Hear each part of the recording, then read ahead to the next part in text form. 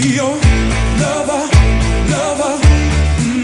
Wanna be your lover. Welcome back to Goldies, the musical show that takes you back to the old school to play your classic videos. Today we have the honor of sitting down with the Member of Parliament of Lira Municipality and the son of the former president of Uganda, the late Milton Obote. Let's move into your next song. We will come back to talk about the time that you moved to Nairobi and then of course settling down, like you reuniting with your father.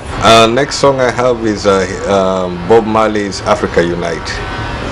Okay. And this is a dream of all the nationalists, that at some stage Africa can come together and be able to meet the aspirations of its people. The time that you got back and reunited with your father, what was that like? And as a young child going through all this, what can you share with us today?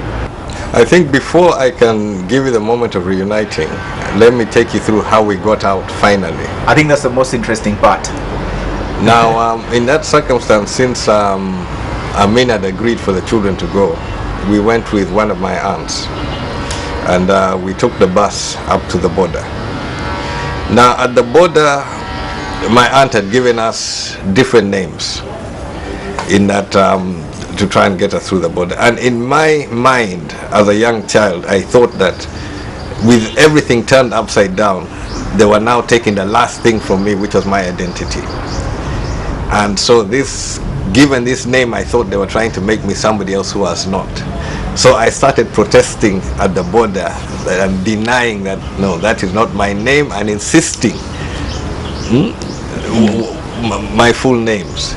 So my aunt had to drag me out of customs and put some sleeping pills in a banana to get me to keep quiet, because I couldn't understand this issue of Wow. you're somebody else. But I'd seen my world turn upside down, and the last thing I was holding on to was my identity. Wow. So after taking those sleeping pills, I ended up sleeping for more than 3 days. In the whole journey through Kenya up to Dar es Salaam, and when we got there, it took some time before I actually eventually woke up. So most of that journey was blurred until Dar es Salaam, where we met my father. Now you meet your dad, so what happens thereafter? We stayed for some time. It took a bit of time before my mother was able to join us. She also managed to eventually escape on her own, drove herself up to Jomo Kenyatta International Airport, boarded the East African Airways to Dar es Salaam. So here you are today. We're going to fast forward. That's the first exile you're speaking about. Yes. We'll fast forward and come to the second exile after your next song. What do you have next on the musical show Goldies? I think let me go forward to the days of breakdance. Okay. And this is Give Me Tonight by Shannon. Takes me back to the days of shares and clouds. You'd say early to mid 80s. Taking us back in time, it's a song coming in from Shannon and Give Me Tonight, a song selected by our special guest for today, the Honorable Member of Lira Municipality, Honorable James Akena Obote. Alright, so share with us some of the memories that come when such song plays. And of course, we're looking at the son of the former president. We don't imagine you to become one naughty break dancer. Like, yeah, what great memories. And were you studying here in Uganda, or was that after studying? No, this was excuse me. This was you can say early 80s. I did study in Namasagali before the elections of 1980. When we came from exile, that's the first school I went to. After the elections, I ended up going to study in Kenya. But this was the days of shares, clouds, and it hangs out at Kisement, Kasasira, and that sort of thing. I was somebody who used to move mainly on my bike. Okay. So I would get some friends, we go out, and that sort of thing.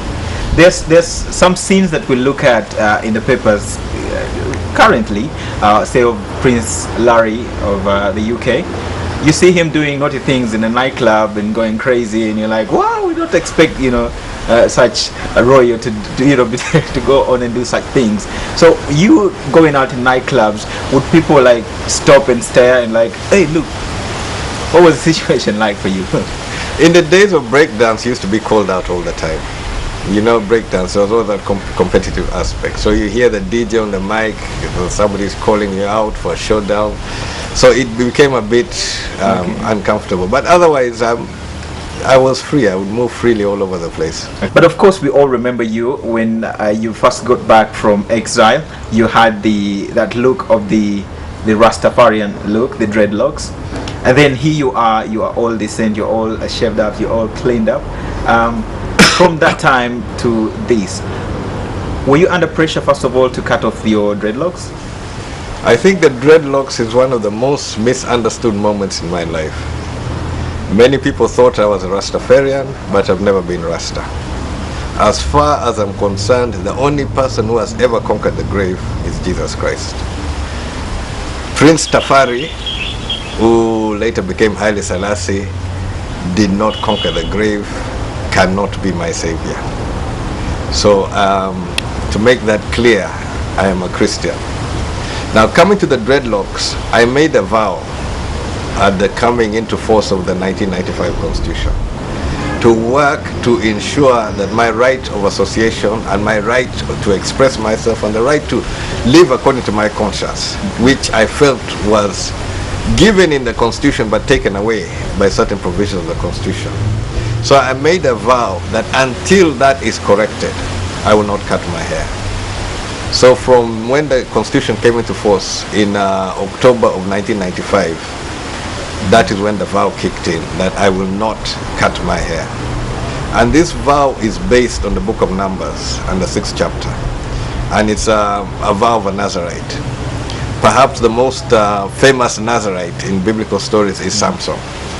And it is pegged, Samson's story was the length of the hair, but his vow was really made for him by his mother in the process of having difficulties of giving birth.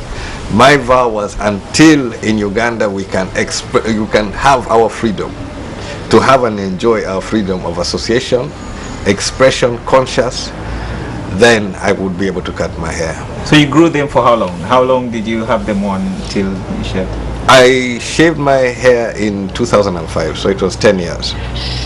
And the vow of the Nazarite, there are certain conditions which you must fulfill according to the vow. And one is no alcohol, and another aspect is no coming into contact with a dead body. Now, in my particular case, when my father passed in October of 2005, I was with him at his bedside. And I could not desert him at that moment in order to protect the vow. So I embraced him as he passed, and I knew that I am to shave my hair. Speaking of the last days of your dad passing, what was his last words to you? You were at his bedside. The last long conversation we had, he was actually, I had arranged a meeting with the Secretary General of the African National Congress. He insisted upon it while he was still in the hospital, and he kept on putting me under pressure that when is that meeting going to come, because his focus was how do we move forward, how do we organize the party for the election. Now, the time when the Secretary General of the African National Congress did come to the hospital, he had tubes, assisting breathing tubes and whatever. So basically I can say until his last moment he was working for the party, for the country, in preparation for the elections. Wanna be your